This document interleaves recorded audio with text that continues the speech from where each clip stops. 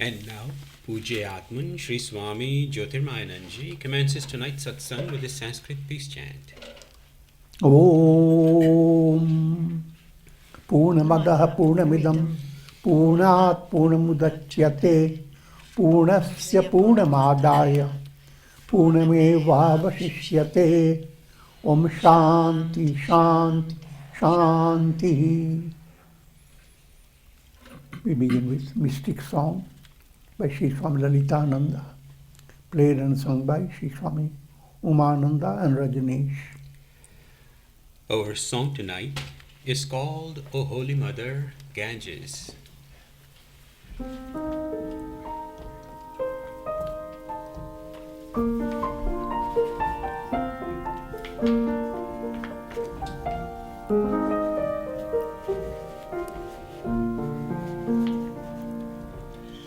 I remember the first time I saw you shining in the early morning sun, with your sparkling waters flowing on, reflecting the clouds in the sky.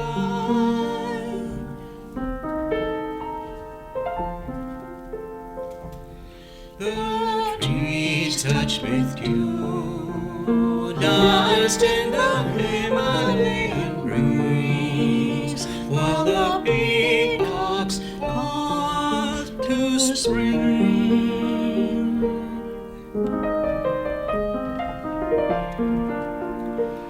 Carry me in your arms to the sea of eternity.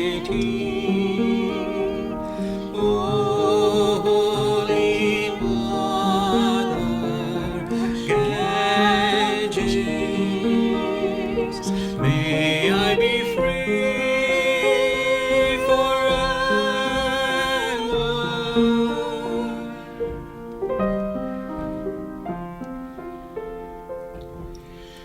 Oh, sweet river Ganges, just as you uproot unbending trees in your swift current,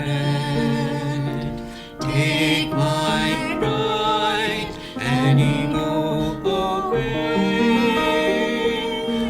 away. May I be like the bamboo trees, bending in adoration and love.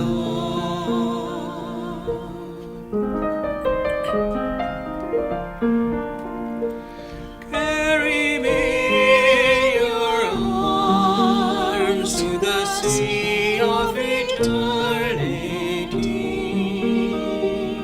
Oh, Holy Mother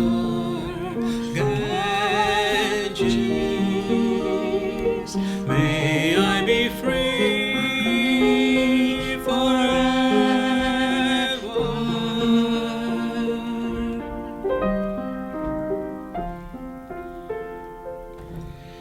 For centuries the sannyasis with folded hands pray in the moonlight on the silvery sands, while your cool water surged and swirled over rocks, giving a hope and joy unknown.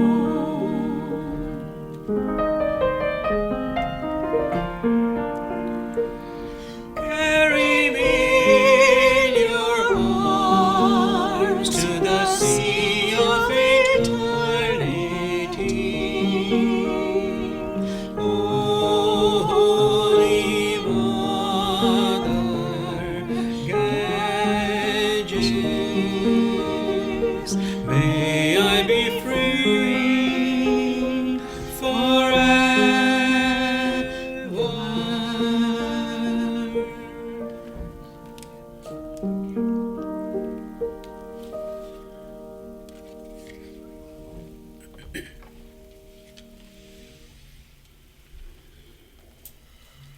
We are recording from the ashram of our revered Guru, Pujya Atman Sri Swami Jyotirmayananda in Miami, Florida. Today is November the 22nd, 2020, Sunday evening, and tonight Swamiji will be lecturing on the Srimad Bhagavad Gita. This is series 2018, class number 98. And now Pujya Atman Sri Swami Jyotirmayananda. Om Vasudeva Sutam Devam Kansachanuramardanam Devaki Paramanandam Krishnam Bande Jagadgurum. Om. Adorations to Lord Krishna, the preceptor of the universe, destroyer of the forces of darkness, and bestower of immortality. Srimad Bhagavad Gita, Chapter 10, Vibhuti Yoga, the Yoga of Divine Glories.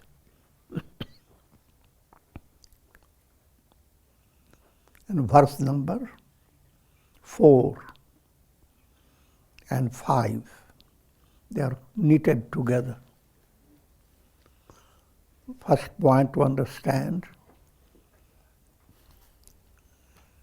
that you are being led to have deep insight into liberation. Moksha is the goal of life. And moksha means a revelation and realization. Aham Brahma. I am Brahman, the Absolute.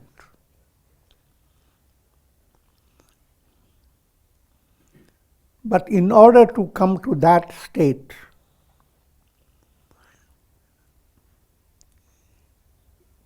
integral yoga has to play a great part in your personality. Integral yoga is the means by which you will come to attain that goal. Integral means, again reiterating, karma yoga, bhakti yoga, devotion, dhyana yoga, meditation, and jnana yoga, that's the practice of vichar, inquiry leading to revelation. All these four enter your personality because you are always a blend of action, emotion, will and reason. So all these four are constantly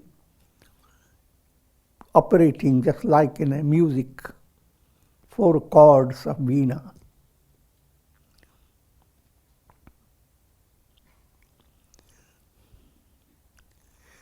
So, your life must flow in such a way that instead of listening to constant miseries and melodies, rather maladies, not melody, your mind becomes increasingly inspired by the divine presence behind all things. Nothing is of a greater source of inspiration than the awareness that God permeates this entire universe. And that is bhakti coming to a climax. And if that happens, then jnana opens its window. Aham Brahmasmi. That God whom you have seen glorified through the whole world, Ghat Ghat mein, in every name and form, God is a permeating reality. Easily said, but your mind should be thrilled, not just say it in palavras. If you really have understood it. And so, that ideal state of understanding is attained progressively. Just like give a very simple illustration. When you teach literature to children, first you start giving them big letters, A, B, C. If you don't want that, Ka, Ka, big one. But as you advance, you totally move away from it. It goes into such a spontaneity that hardly you know which letter you are using and how you are writing. So first, turning your mind to some special experiences, special objects of the world, special aspects of the world, special aspects of your own personality. That inspires your mind. Allow your mind to become positive by viewing that aspect of your personality or of the world. So if the mind becomes busy with picking up pearls instead of picking up dewdrops, so dewdrops are everywhere, allegorically. Now, what are these pearls that you have to pick up? And that's how we are starting with various bhavana. Feeling within you works the marvels. So, come to admire the role of your feeling.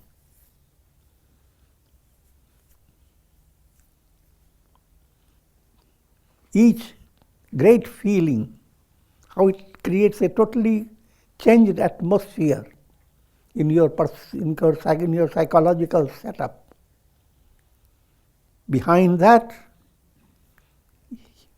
there is a touch of God. So bhavana that inspires you, that's called sadbhavana. Bhavana, feelings that are leading you to sat, absolute truth. But these are now subtle details, and these are various virtuous qualities and many other things. And let me bring to you. Buddhirajnana sammoha, kshama satyam dama shamaha, sukham dukham bhavo bhavo, bhayam cha bhayameva cha, ahimsa samata tushti, tapodanam yasho yasha, bhavanti bhava bhutanam, mattayeva pridhag vidha. Buddhi, the miracle of miracles. See the work of buddhi within you. Your buddhi suddenly came to resolve a problem. At that time, turn your eyes to God. Katak. That it is God's katak. Is a little eye flash towards you, enabled you to succeed in solving the problem. So, instead of patting your ego, recognize the miracle of divine presence, the miracle of God being the guiding hand behind you. So every act of your intellectual insight should put your mind to such a positive state that is turned towards love of God. The more good insight, more love of God. Because from Him comes that opening of knowledge.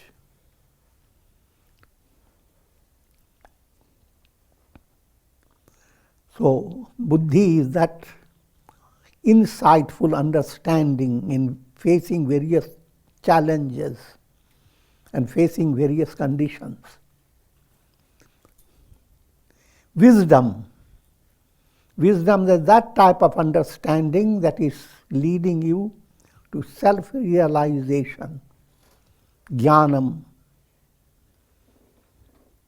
If you have jnana, you don't stay in the same state. Your personality goes on changing for the better in a spiritual way. A change is a transformation. A larva changes into a butterfly. That type of change is brought about in jnana.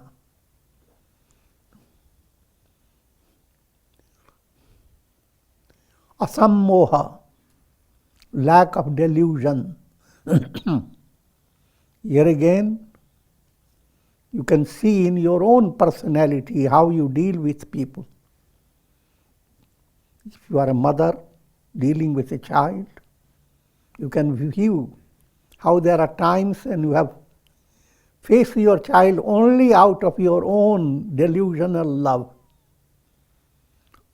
Otherwise, you are keeping your delusion away, looking into the benefit of what will benefit the child. So you can see the difference between moha and being free of moha. Each time you develop that insight or that experience, turn backward, God is looking at you. Upadrashta. So all these are vibhutis of God, glories of God manifesting so close to your own personality. Forgiveness, another big miracle of God. How you stir up with so much anger and hate, but your angle changes by God's grace. And now, instead of keeping your heart agitated with hot water being poured into the vessel of your heart, cool sarbat comes in your heart. How does it feel? Miracle. The very operation of Kshama is God's glory.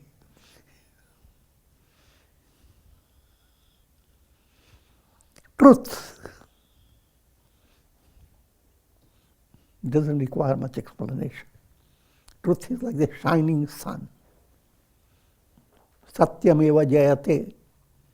But your movement towards truth is progressive. As you go on discovering the strength of sincerity and becoming more and more sincere, more and more thought, word, and action, these three are harmonized, simplified. That's the process of following the movement towards satyam, truth. And every step you are taking is bringing out glory of God. Because truth itself is God.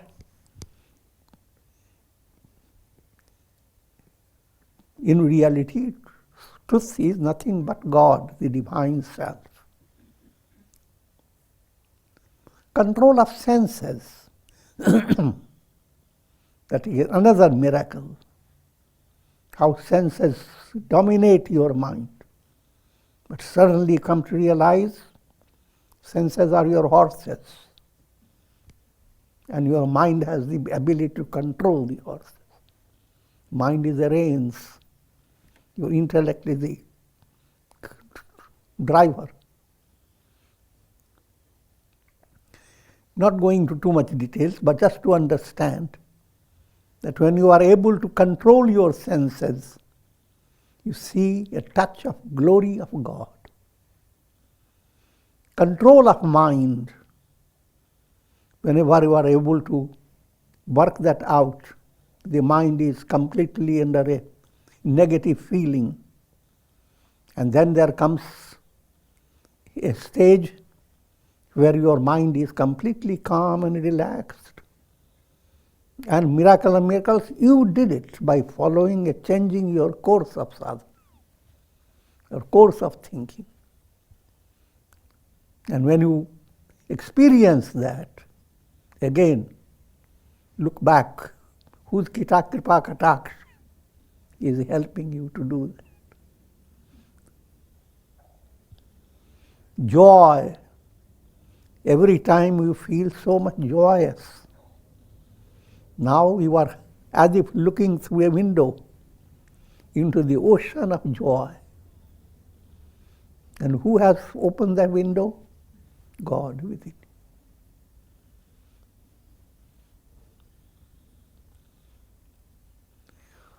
Sorrow.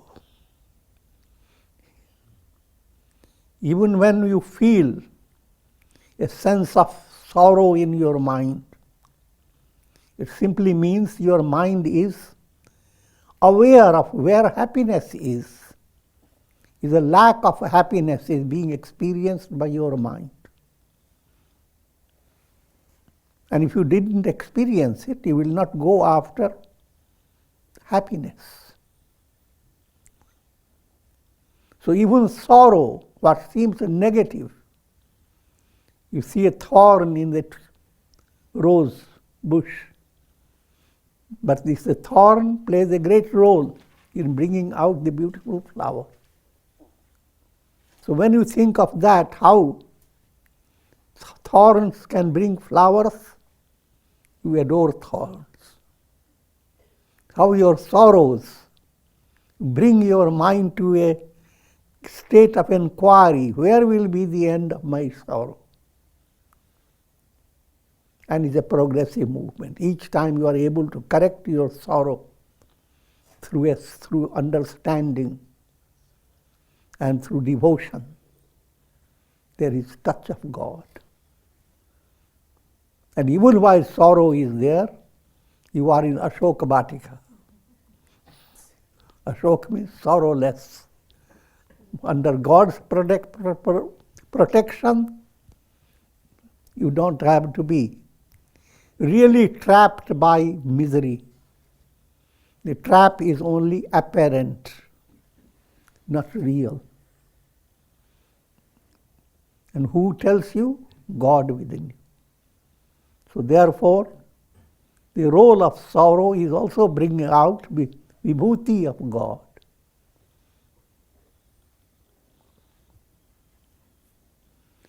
Birth and death doesn't require much explanation. The miracle of birth and the miracle of death. Fear and fearlessness. How fear suddenly deprives you of all your strength. You become like a little jackal, rabbit. Fearlessness, become like a lion. So, the miracle, see the miracle. And that's the glory of God. To experience the glory of God, you don't have to go far and wide. All this is happening in your own personality.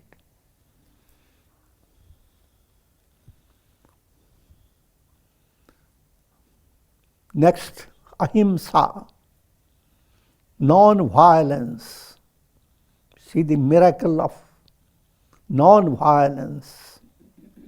Any thought of hatred, any ill will towards others, and at gross level, the will to see others hurt.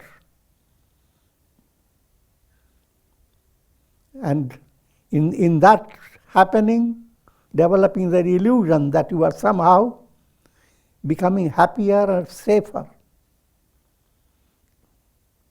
That's delusional. But rather you begin to develop a sense of greater strength when you do not hold grudge against people who have, due to their own abnormalities, behaved wrongly towards you. From practical point of view, you save yourself from the abnormalities of others, just like you do with the viruses. Put over your mask.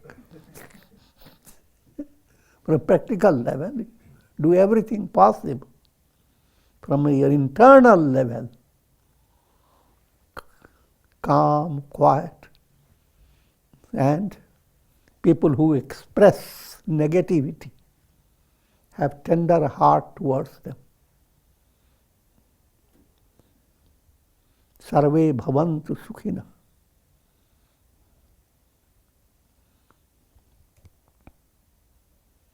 So, power of non-violence, this was brought out through the life of Mahatma Gandhi. How it was such a powerful process of raising the culture of society and dealing with troublesome time. The strength of non-violence is beyond imagination. Ahimsa paramo dharma. But holding on to ill will in your mind goes on depleting your inner strength and filling your mind with garbage. Equanimity. How great is the achievement when you have trained your mind to be balanced in different conditions, not become agitated.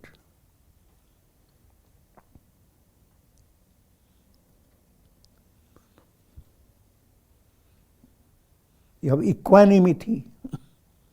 You can put all your problems aside any moment and allow your mind to be completely as if you are diving in the ocean of joy, in the ocean of peace. Contentment, tripti. That also, ordinary fulfillment of a desire is not tripti. Because once desire is fulfilled, you are encouraged to have more of the same desire. The real tripti is that you don't desire any more. Real fulfillment versus illusory fulfillment. The real fulfillment that nourishes your heart and makes you discover that you have such divine source of fulfillment within your own heart. That movement is vibhuti of God. When you see your mind from discontent moving to contentment and enjoying the thrill that arises out of it, in that you are seeing the touch of God. Similarly, charity, the heart that is miserly, now becomes magnanimous. Charity is not just giving money charitably, but charitable understanding.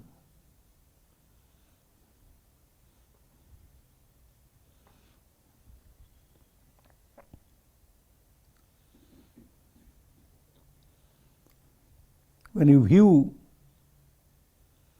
people with a magnanimous heart, you don't go after their defects. Your love operates in a way that promotes goodness in people around you. Doing good to others and feeling joyous about it. And in that movement, how much good can you do? Your heart does not put any restriction. That's called charity in a profound way.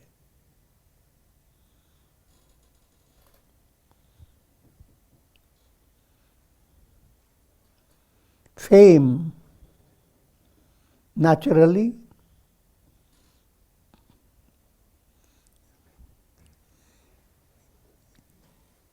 you become more and more popular, recognized, just like flower that has good blossom. Along with it, it begins to waft fragrance. So, and when you discover how your personality is impacting on others, unbeknown to you, understand the glory of God. That's vibhuti. And infamy. Even in this state of infamy, when people point to your negative qualities or negative personality and sometimes misinterpret your goodness because of their limitation.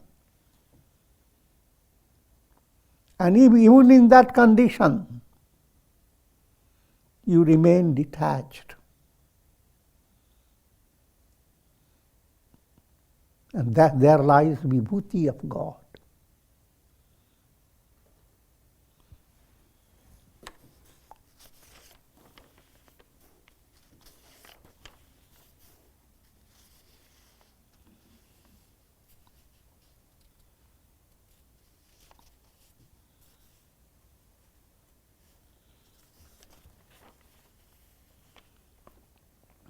Sixth verse. Maharshaya sapta purve chatvaro manavasthatha madbhava manasa jata yesham loka ima praja. The 7 great rishis and the 4 ancient manus were endowed with my power and born of my mind. From these progenitors came forth all the living creatures of the world. It's a highly allegorical statement. First, on the literal basis, all souls are following the path of evolution. But who were their progenitor, the very beginning stage, fathers, but who is the beginning level? They are the 7 great rishis. But beginning level means your potential. The divine potential unfolds in 7 stages, what known as Jnana Bhumikas. And those 7 rishis, they are the presiding deities of 7 steps of wisdom.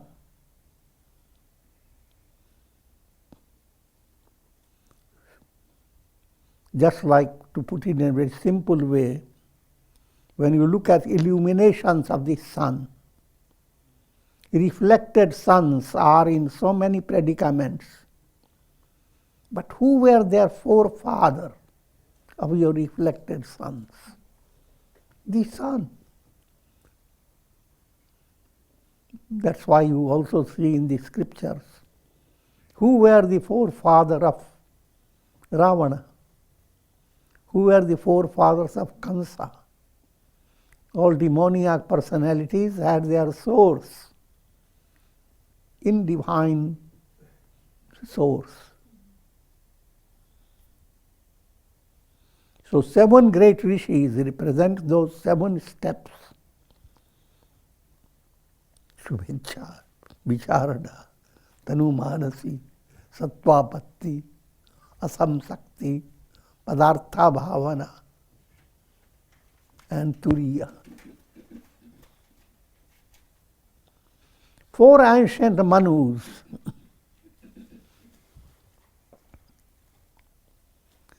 They represent your four aspects of the Antakarana. Four aspects. Mana, Buddhi, Chitta, Ahamkar. Mind, intellect, unconscious, ego. These, in their divine state, they are all cosmic.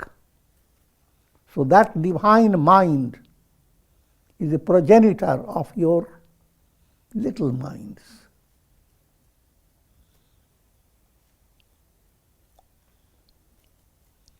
So those progenitors, rishis, and four ancient manus were endowed with my power. That's Brahman's power. Born of my mind is allegorical. They are all Brahman, expressing in those roles through Maya. From these progenitors came forth all the living creatures of the world. All souls are being led to. They exist in order to attain liberation.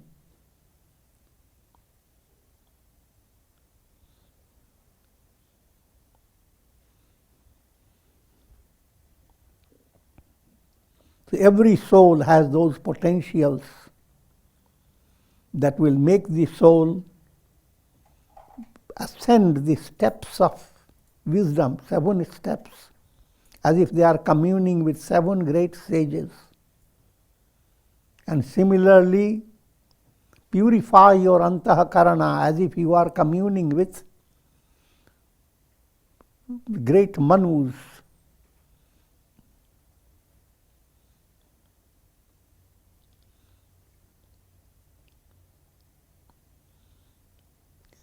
Whoever realizes the truth of my divine glories,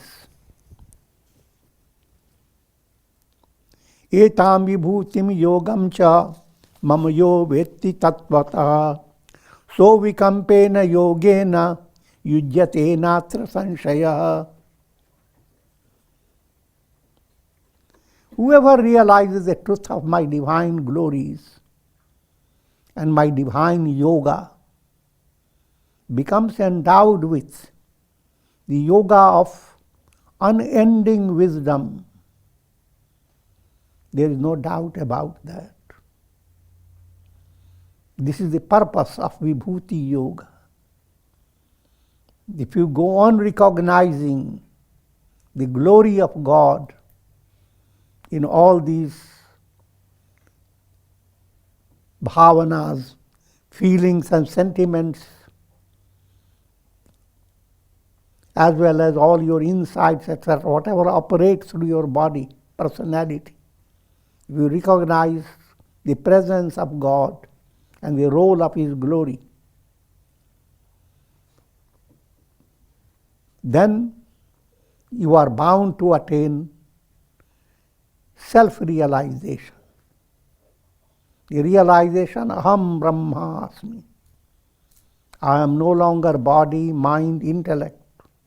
I am the absolute self. I am not the sun shaking in every jar. I am the absolute sun. So whoever realizes the truth of my glories, so it's a progressive movement. First you recognize the predicament in which the soul has come to, led by ignorance. Then gradually allow the soul to breathe a kind of spiritual oxygen. It is not completely crushed, completely imprisoned, but there is room for receiving touch of God. And when the soul becomes interested deeply in enjoying closeness with God, the closeness comes in progressive movement.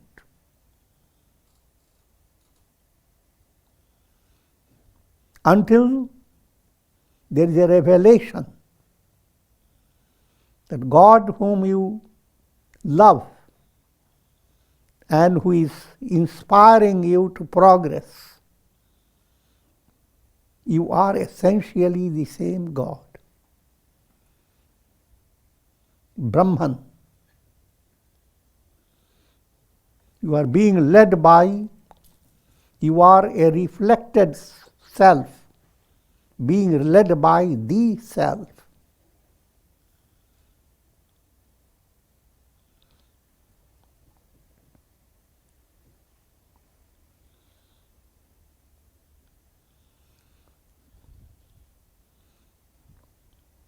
Who is the knower? Who is the enjoyer?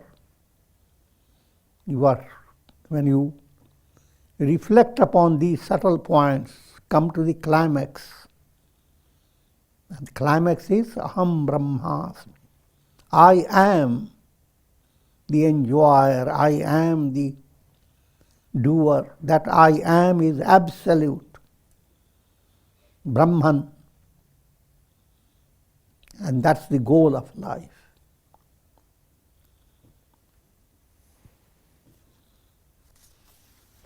Now once you have attained that, it's called avikampena yogena. Avikamp, now you can't be shaken. When the reflected sun has come to realize, I am the sun, even though apparently shaking, it cannot be shaken. It's shaking for children.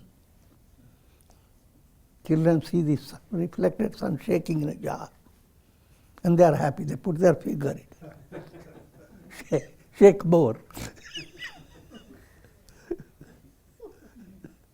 The shaking predicament is the stage of ignorance. The sun never shakes. That unshaken attainment,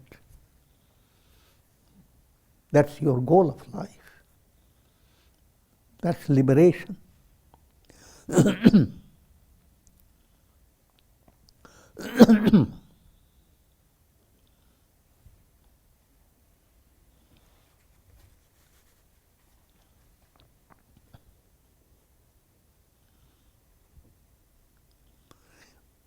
Ninth verse.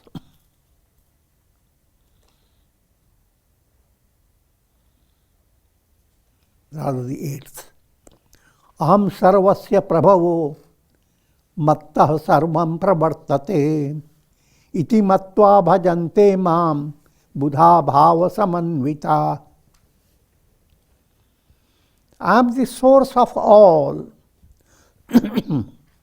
All this creation has proceeded from me.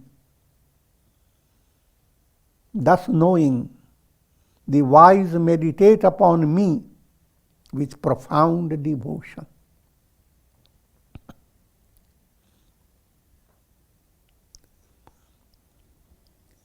Source of all,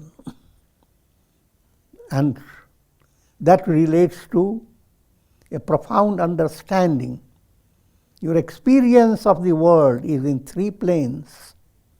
Bhur, bhuva, swa. Bhur, physical plane. The world experience, physical reality. Your house, your various objects you depend upon, and people you encounter, relatives and friends. All this, that experience is Bhur experience. Bhuva, experience in your sentiments, feelings.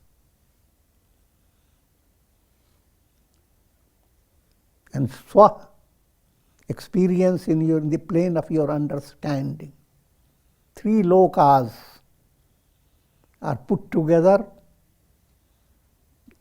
and the equal experience of the world process.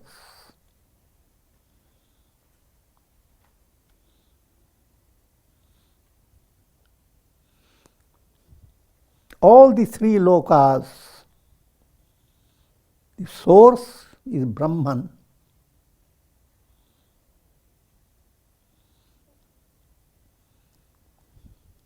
when you look at reflected sun, the reflected sun is dealing with the jar.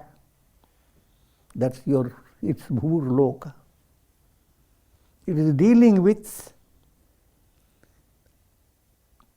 many reflected suns, many forms of reflection, of illuminations of the sun. They are its near and dear ones. That's kind of the feeling level. I'm giving a crude illustration. And the reality of this reflected sun is the absolute sun. So all different planes in which the reflected sun is trying to communicate with the sun, all those planes are in the realm of Maya. In other words, you move away from Bhurloka, practical reality, sentimental reality, and intellectual reality, and discover absolute reality. That's the purpose of sannyasa. Bhu sannyastam maya, bhuva sannyastam maya, swa sannyastam maya.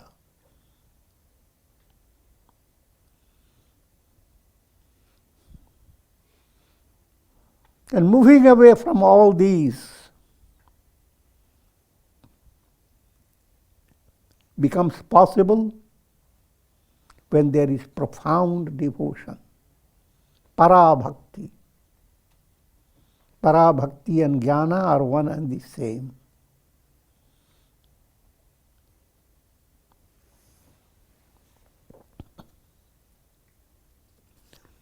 Macchitta madgat prana bodhayantaha parasparam kathayantascha mam nityam tushyanti cha ramanti cha.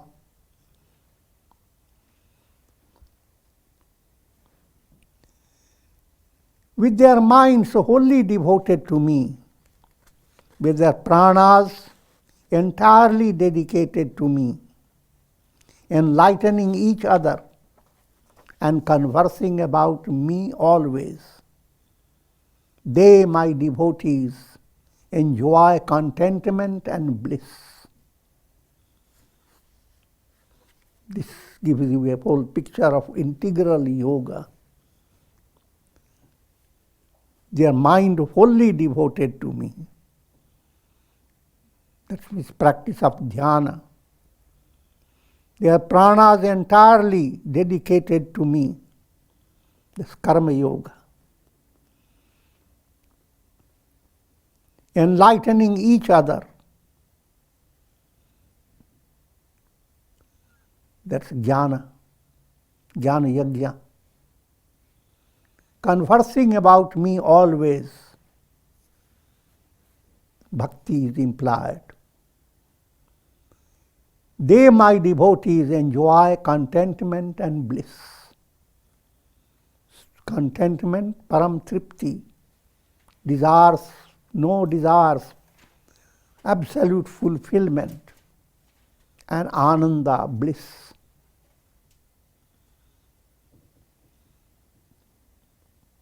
This theme has been brought in other verses of the Gita, and one of the very important verse was Manamana bhava madbhakta madhyaji mam namas guru mame vaishyasi satyam te pratijane priyosi me. Manamana bhava. Turn your mind to me. Dhyana movement. Meditation. Madbhakta. Be a devotee of God. Madhyaji. Perform your karma in the form of yajna. You are sacrificing the lower self and sublimating your disintegrated energy to integrated energy, short-circuited to right stage. Mam namaskuru, let your ego completely melt in God. That's jnana aspect. And thus you become united with God forever.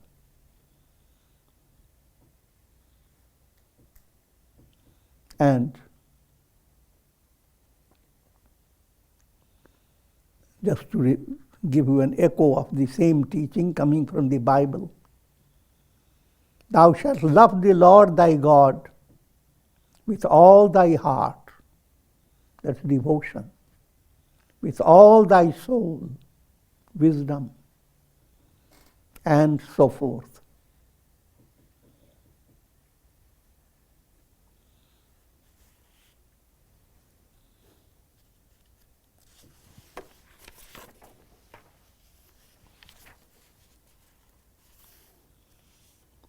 Tesham satati yuktanam bhajatam priti purvakam dadami buddhi yogam tam yena mamupayanti te. Is the 10th verse. To them whose minds are ever steadfast on the divine self. So this is the highest ideal climax of vibhuti practice, as you lead your mind to inspiring presence of God in different steps. Then it becomes completely steadfast in revelation. I am the Absolute. And the worship of God becomes sahaj, spontaneous, ceaseless practice of devotion. Whoever has that state of ceaseless devotion, I impart the yoga of wisdom by which they attain me. Bhakti perfects itself by para bhakti. Para bhakti is same as jnana, absolute wisdom. Absolute wisdom is same as Brahman alone.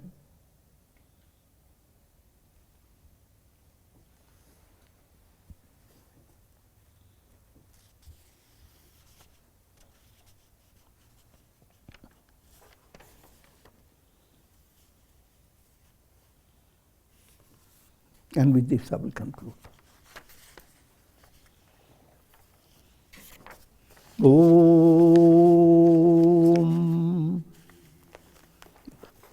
Om Shri Krishnaya Namah. Om Shri Krishnaya Namah. Om Namo Bhagavate Vasudevaya. Om Namo Bhagavate Vasudevaya. Om. Prayer for shower of Karunamaya Ras, grace of God over all, with the blessings of Shakti, Bhakti and Mukti. Om Trayambakam Yajamahe Sugandhim Pushti Vardhanam Urvarukmva Bandhanan Mrityor Mukshiyamamritat. Om Sarve Bhavantu Sukhina Sarve Santu Niramaya Sarve Bhadrani Pashyantu Ma Kashchid Dukha Bhag Bhavet. Om Shanti Shanti Shanti. Hari Om Tat Sat.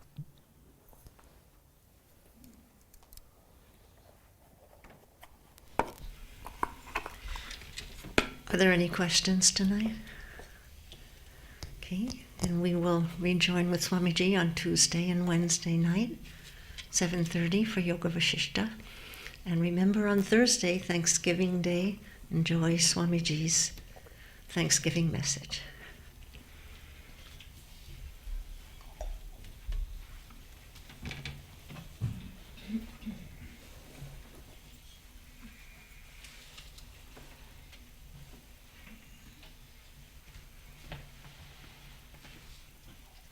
Om Shri Sadgurunath Maharaj Ki Jai. Thank you, Swamiji. Yeah.